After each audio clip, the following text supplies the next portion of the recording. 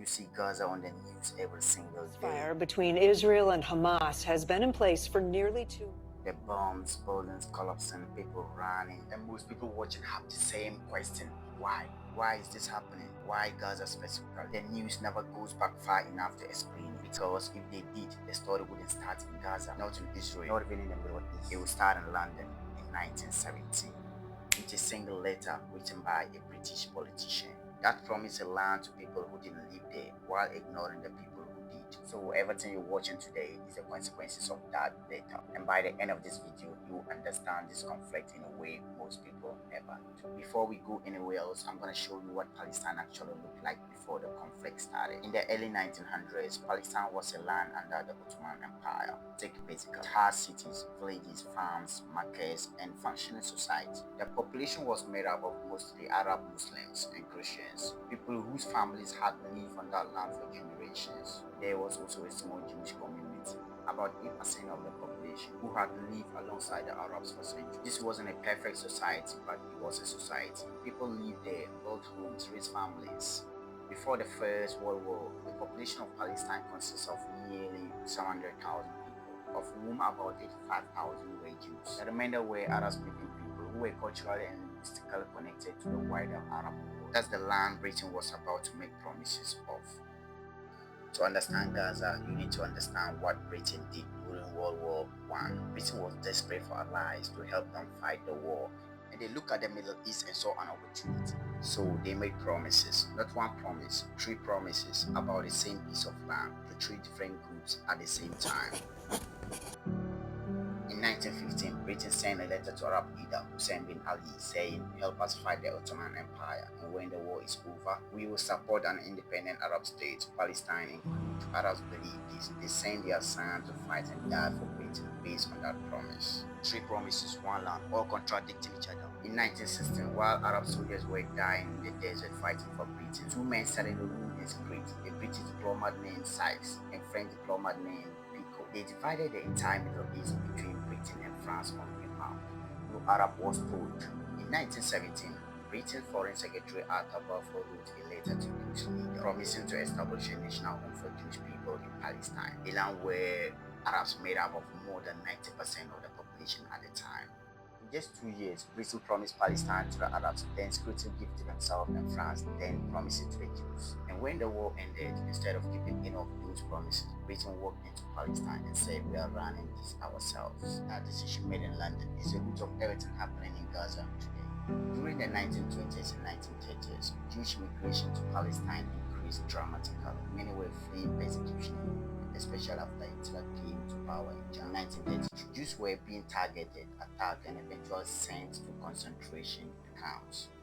They needed somewhere safe, and Zionist leaders who had been working towards a Jewish homeland for decades pointed to Palestine. During the British Mandate from 1922 to 1947, large-scale Jewish immigration mainly from Eastern Europe took place, their numbers swelling in the 1930s with the Nazi persecution.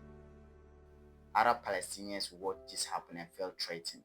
This was their land, their villages, their farms, and people were arriving in large numbers with the intention of building a new state. Arab demand for independence and resistance to immigration led to rebellion in 1937, followed by continued violence from both sides.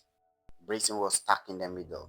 By the 1947, Britain gave up. They handed the entire problem to the United Nations and walked away. So, in November 1947, the United Nations proposed a partition plan, divided Palestine into 2 states, one Jewish, one Arab, with Jerusalem under international control. The plan gave the Jewish state 56% of the land, even though Jewish people made up of about 33% of the population at that time. Jewish leaders accepted the plan, Arab leaders rejected it. Their argument: you cannot give away land that belongs to people already living there. And the people proposing this plan were the same Europeans who had caused this problem in the first place. Both sides had a point, and before anyone could figure out what to do next, everything exploded. On May 14, 1948, Jewish leaders declared the establishment of the State of Israel. The very next day, 5 Arab armies invaded Egypt, Jordan, Syria, Iraq, and Lebanon. They said they were fighting to prevent the displacement of Palestinian Arabs. What followed next was a brutal war.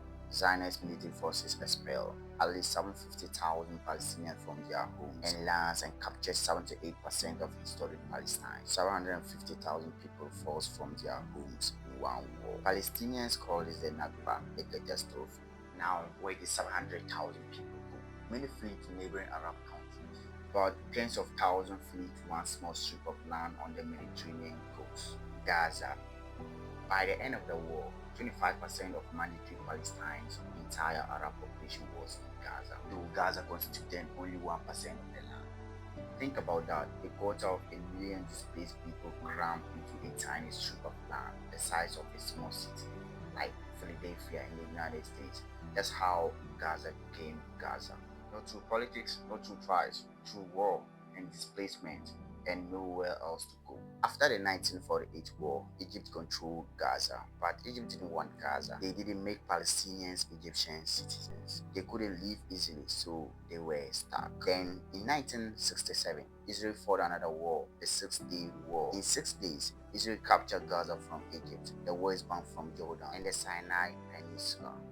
In the 1967 war, Israel occupied Gaza and the West Bank, including East Jerusalem. The war brought about a second exodus of Palestinians, estimated at 500,000. Now Gaza was under Israeli military occupation. For the next decades, Palestinians in Gaza lived under military rule, checkpoints, restriction on movement, control over imports and export. The frustration built and built and built until it exploded. In December 1987, Palestinians in Gaza started throwing rocks at Israeli military vehicles. The first Palestinian uprising against Israeli occupation erupted in Gaza in December 1987, kicking off more than 5 years of sustained protests and blood violence. It was also during this time that the Islamic militant group Hamas was established in Gaza. Hamas was born directly out of that frustration, out of that decades of occupation with no end in sight. In the 1990s, these talks happened. The Oslo Accords. Israel and Palestinian leaders shook hands. The war was hopeful. Israel eventually withdrew its settlers and soldiers from inside Gaza in 2005. But then, in 2006, Palestinians held democratic election and Hamas won. Hamas, which Israel, America, and Europe consider a terrorist organization. Israel and Egypt immediately imposed a blockade on Gaza. The blockade crippled the local economy and unemployment skyrocketed. And emboldened militancy in the region, that's one of the most densely populated places on the planet. Gaza became, in the words of many international observers, the world's largest open-air prison. 2 million people trapped, no free movement, limited food, limited medicine, limited electricity. And Hamas, inside that pressure cooker, kept building weapons. On October 7, 2023, Hamas launched a major attack on Israel. Fighters crossed the border, attacked Israeli communities, killed around 1,200 people, took over 250 hostages back into Gaza. It was the deadliest attack on Jewish people since the Holocaust. Israel responded with a military campaign in Gaza that continued to this day.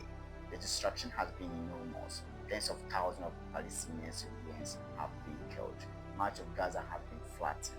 Both sides and their supporters around the world believe they are in the right, and both sides are pointing to Israel to justify what they are doing.